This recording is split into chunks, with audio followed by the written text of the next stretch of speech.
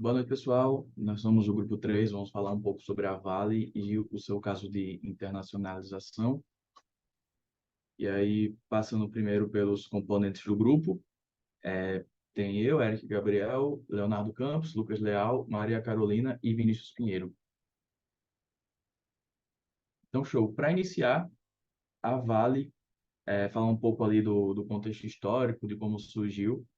E aí, a Vale foi uma empresa que surgiu junto com uma ferrovia de Vitória a Minas, não junto com a ferrovia, mas começou a se desenvolver com essa ferrovia, que ligava Vitória a Minas.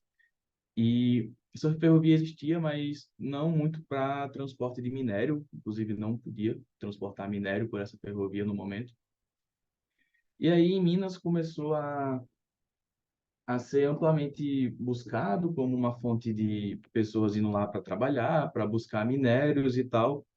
Então, em dado momento, em 1908, ocorreu uma licitação, alguns acordos comerciais, e essa ferrovia começou a ser liberada para transportar minérios. Então, no mesmo ano, dois ingleses criaram a Brazilian Hematite Syndicate, que basicamente era uma empresa ali que servia para fazer a mineração ali na área de Minas e utilizar essa ferrovia, e logo depois ela se tornou a Itabira Iron One. E aí, beleza, chegou num certo período que o presidente passou a ser Getúlio Vargas, e Getúlio Vargas tinha uma forte política de nacionalização, e principalmente, e também isso se refletia também nos minérios, nos produtos minerais do país. Então, ele começou a dar algumas canetadas, digamos assim, fazendo com que a ferrovia não fosse mais dessa organização, mas passasse para o governo brasileiro. Entretanto, a terra da mineração, onde era extraído o minério, continuou sendo dessa organização criada por esses dois ingleses. Até que um pouco tempo depois surgiu o Acordo de Washington, onde as terras passavam para ser do governo brasileiro. Então, a Inglaterra basicamente tinha que comprar as terras da Itabira Iron One e a Inglaterra tinha que vender para o Brasil também. Então, em 1942 surge a Companhia Vale do Rio Doce, que foi o nome da Vale logo após a venda para o governo brasileiro. E uma curiosidade é que ela tinha um prazo de validade ali, de duração, logo no seu princípio, que era de 50 anos. E aí, sendo que, com o passar do tempo e tal, a Vale prosperou, acredito que até mais do que o pessoal esperava. Então, essa cláusula foi retirada e a Vale perdura até hoje, hein? E aí, em 1966, a Vale já estava sentindo necessidade de expandir seus negócios, já conseguia atender boa parte do Brasil e começaram a querer exportar. Então, em 1966, ajudaram na construção de um porto em Vitória, e esse foi o ano da inauguração, e justamente para exportar esses minérios lá para fora. Então, desde o início ali, em 66, a gente já vê um pezinho da Vale nesse sentido. E em 1997, ela foi privatizada, pois até então fazia parte do governo brasileiro. E em 2007, ela comprou uma mineradora canadense chamada Inco, e aí surge o nome da Vale. Não mais Vale Companhia Vale do Rio Doce, mas apenas Vale. E um dos motivos, inclusive, foi a facilidade de falar esse nome, simplesmente Vale, em outras línguas também. Então, facilitando ali a pessoas de outros países conseguirem comunicar facilmente o nome da organização, que mostra um outro ponto assim que a empresa já estava há um bom tempo já pensando na internacionalização, em ir para outros países e assim por diante.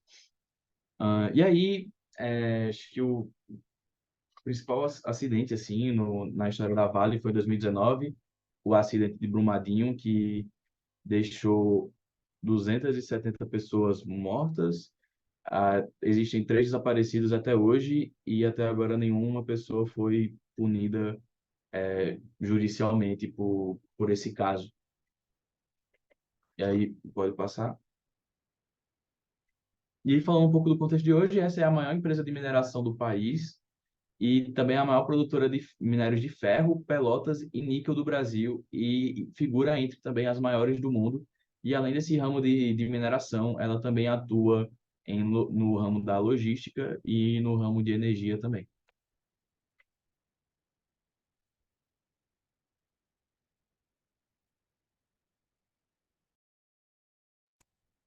Show. E agora falando um pouco sobre as motivações para a internacionalização da Vale, um dos grandes motivos foi a acesso a novos mercados. Então, ela não queria se limitar ao mercado regional e, com o intuito disso, ela procurou se internacionalizar para atingir outras regiões. Então, hoje, por exemplo, um resultado disso é a China, que é uma das suas principais clientes. E hoje ela conseguiu acessar diversos mercados. Outro ponto também é a expansão de ativos, com o objetivo de acessar, adquirir, né, é, novas reservas minerais ali. Ela foi atrás de outros países, então hoje ela tem participação no Canadá, Austrália, Moçambique, Indonésia, entre outros. E com isso, o grande objetivo dela também, grande motivação para isso, era reduzir os riscos geográficos. Então, a partir do momento que ela se localizava apenas em um país, ela estava exposta aos riscos daquele país, e aí, a partir do momento que ela está localizada em outros, ela diminui essa quantidade de riscos. E aí, falando um pouco mais sobre esses riscos, é, é um ponto importante ali para o setor de mineração, como o Eric comentou, teve esse acidente aqui no Brasil de Brumadinho, mas como ela tinha participações em outros países, acabou que a empresa não, ela conseguiu se proteger, sua economia, né? Conseguiu proteger sua economia, justamente por ter participação em outros países e ter outras fontes de renda. Outro ponto, outra motivação que ela tinha para se internacionalizar é a tecnologia e inovação. Então, ela procurou ali tecnologias para ajudar justamente na parte de sustentabilidade e avançar na parte de tecnologia para ajudar na mineração. Outro ponto também foi investimento. Então, ela procurou abrir o seu capital para investidores e um marco disso foi justamente a entrada na Bolsa de Valores de Nova York, ali no início dos anos 2000. E, por fim, uma das motivações também é a diversificação de produtos. Então, a partir do momento que ela entrou em outros países e adquiriu ali outros centros de mineração, ela também conseguiu outros tipos de produtos. Bom, e partindo para os resultados que a gente teve com toda essa questão de internacionalização, a gente tem alguns parâmetros que devem ser analisados primeiramente, dentre eles o desempenho financeiro, né, querendo ou não, a partir da internacionalização da Vale, contribuiu realmente significativamente pelo desempenho financeiro. Então, a empresa expandiu, a gente chegou aqui até pouco tempo, foram cerca de 31 países. Dentre eles, a gente tem esses que estão citados aqui, tanto a Austrália como o Canadá, Moçambique, Indonésia. Isso realmente permitiu com que a Vale diversificasse outras fontes, realmente se expandisse para novos mercados e conseguisse entender melhor como é que se comportava o mercado desses outros países também. Além disso, a gente tem um grande desenvolvimento da infraestrutura, realmente nesses países, né? A partir disso, a Vale investiu na infraestrutura em outros países, incluindo essa parte de portos, ferrovias e instalações de processamento de minerais. Além disso, também, a gente tem um grande impacto, né, socioeconômico, querendo ou não, a partir da presença da Vale em diferentes países, houveram vários impactos socioeconômicos. Gente, a gente tem tanto o impacto ambiental, como também no desenvolvimento de algumas comunidades locais e a economia em si. Por fim, a gente também tem a adaptação a diferentes contextos culturais, né, regulatórios, querendo ou não, ao entrar em novos países, a gente tem que cumprir, né, algumas normas culturais, legais e regulatórias que cada país determina. E a Vale passou por esse processo também para poder conseguir expandir e se internacionalizar e consolidar realmente ali no mercado. E por fim, também, dentre os desafios e controvérsias principais que ela enfrentou por isso também, houveram críticas, né, e ações legais relacionadas a toda essa parte ambiental, como também o deslocamento de comunidades e a segurança de algumas operações. Querendo ou não, alguns acidentes, né, ambientais, tanto a questão da barragem de Mariana, como a tragédia de Brumadinho, foram eventos ali significativos para trazerem algumas repercussões negativas e algumas implicações que não favoreceram tanto esse tipo de processo. Mas, querendo ou não, a Vale ainda se consolidou bem no mercado.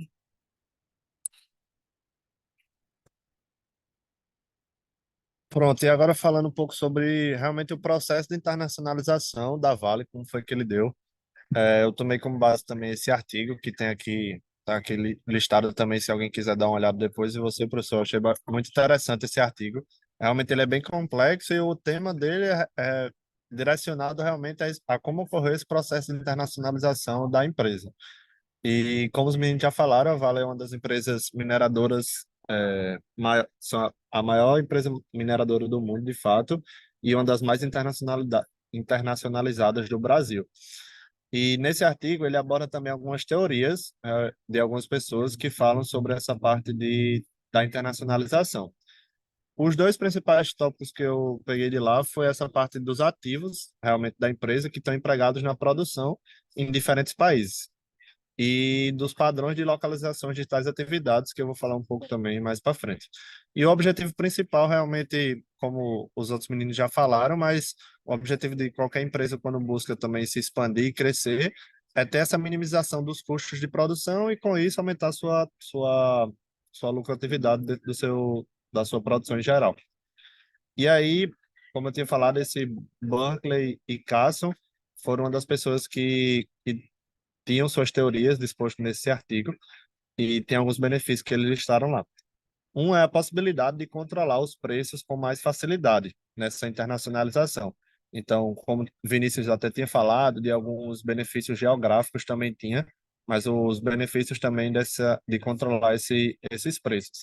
E o segundo, que é também a redução do poder de barganha dos distribuidores locais. A gente até vê, por exemplo, no polo de Macaíba que a gente vê alguns incentivos do governo também para estar dispondo essas empresas ali naquelas locais.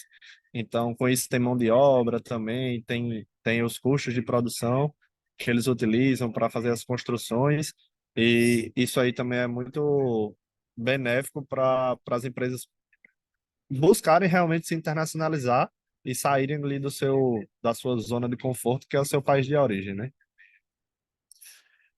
Um terceiro ponto seria a redução de incertezas do comprador em operações de transferências de conhecimento e a redução da capacidade dos governos de intervir em impostos, tarifas e taxas de câmbio também, como eu tinha falado. Eric, no começo da apresentação, até tocou nesse ponto do Acordo de Washington, mas mas foi um dos pontos que realmente impulsionou essa internacionalização da empresa, que basicamente foi um acordo ali entre o Brasil, Estados Unidos e Inglaterra, principalmente, que buscou, essas empresas realmente vieram e conseguiu desenvolver muito e injetar dinheiro aqui. Que aí teve esse programa Grande Carajás, que buscou, de fato, desenvolver a mineração dentro do Brasil. Então, de certa forma, já tinham ali inícios para fazer essa mineração, mas foi por meio desse investimento de capital que eles botaram aqui, que pôde expandir realmente, de fato, essa mineração aqui dentro. E como eu falei, tipo, teve, além da própria mineração em si, mas toda a infraestrutura que engloba essa implementação, né? Como estradas de ferro, os portos, hidrelétricas, que foram muito importantes também para o desenvolvimento. Aí depois, se quiser dar uma olhadinha nesse artigo, professor, que eu acho que tem umas 14 páginas assim, mas eu achei muito interessante. Traz muitos pontos sobre de como ocorreu de fato essa internacionalização da empresa.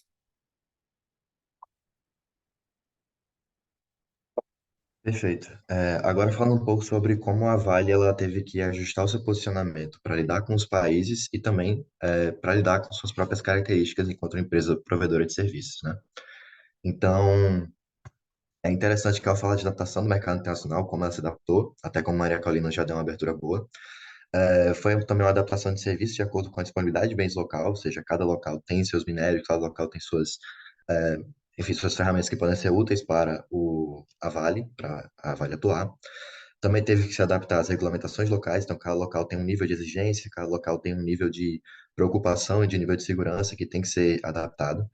Também se relaciona ao custeio e precificação de serviços de acordo com a realidade do país, ou seja, eles têm que entender a logística do que tem que ser levantado, né, para realizar essas obras, tanto em termos de compra de maquinário, quanto em termos de funcionários, e também o entendimento logístico do local para o processo produtivo, né? Então, a gente sabe que alguns países, inclusive eu vou falar mais posteriormente do Canadá, que é um país muito grande, né? Então, tem que ter uma noção muito clara de aonde estão esses minérios e para onde eles têm que ser levados e como eles serão levados. Então, isso a gente vai discutir um pouquinho mais para frente.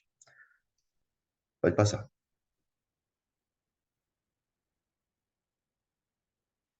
Certo.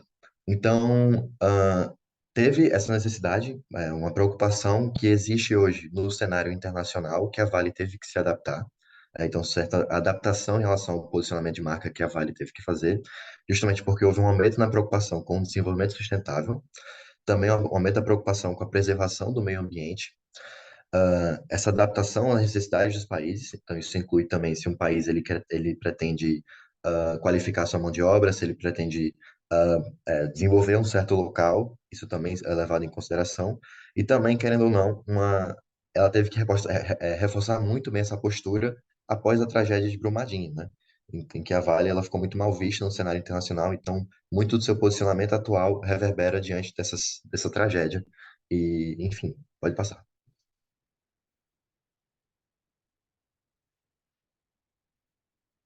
Certo. E aí, então, eu vou falar de um caso que eu encontrei no. Basicamente, tem um site da Vale em que ela fala sobre suas atuações em países, e eu achei a situação dessa cidade chamada Sudbury, que fica em Ontário. Basicamente, lá realizam-se extração de níquel. O níquel é o principal, mas existem outros minérios. Ah, as leis ambientais do Canadá são ainda mais rigorosas que as leis ambientais do Brasil, então a Vale teve que levar isso em consideração. Também é interessante ressaltar que é um local que o Canadá viu, o governo canadense viu como um potencial de investimento, então é um local que não era muito povoado, então foi uma situação onde eles podiam trazer mão de obra qualificada e desenvolver aquele local para e ser basicamente um motor de economia. E aí criando assim essa mão de obra qualificada e abundante. Inclusive, já ouviu muito se falar, né, sobre o Canadá ser um país de portas abertas para imigrantes, justamente por essa necessidade de desenvolver esses locais. Então, é muito comum que o Canadá ele abra vagas para pessoas qualificadas em certa área de qualquer país, para que eles possam trabalhar nesses locais que o governo canadense pretende desenvolver. Também vi muito interessante, isso já vou apresentar mais para frente, que é o relatório de sustentabilidade que a Vale entrega todos os anos, que basicamente é um compromisso com a sustentabilidade dos locais onde ela atua. Aí pode passar. E aí, isso aqui são prints, está em inglês, mas eu vou dar uma traduzida. Basicamente, são prints desse relatório, onde eles demonstram os seus valores e se perceber que cada valor realmente tem esse compromisso com a sustentabilidade. Onde eles falam, o primeiro valor seria a vida importa, é o que mais importa, ação com integridade, valorizar as pessoas que construíram a empresa, fazer acontecer e respeitar o planeta e as comunidades. Ou seja, há um reforço muito grande da Vale de assegurar que o que aconteceu, por exemplo, na tragédia do Brumadinho não aconteça. E criou os valores da empresa baseado nisso, aonde eles têm que valorizar a vila, valorizar a vida, valorizar o planeta, as comunidades, e agir de uma forma que gere desenvolvimento sustentável. Pode passar. Isso aqui também foi uma frase do chefe de operações encarregado por essa cidade, dessa sede na cidade do Canadá, em que ele menciona, né, há um ano, neste relatório comunitário, falei de gerenciamento de riscos em nosso negócio de metais básicos, em que vez prometi trabalhar incansavelmente para compreender e implementar controles-chaves para mitigar riscos. Ou seja, mostra aí também, mais uma vez, eles tendo esse reforço na questão da sustentabilidade, coisas assim. Também foi visto nesse mesmo relatório compromissos que eles tiveram em relação ao uso de veículos elétricos, utilização de energias verdes e foco em desenvolvimento sustentável no geral. Então, é um artigo que eu também posso repassar aí para o senhor, professor, para dar uma olhada também, que é bem interessante. Tipo, a maneira que a Vale ela decide se posicionar para garantir que os erros do passado eles não aconteçam de novo no futuro. Pode passar? E era tudo isso. Muito obrigado, pessoal.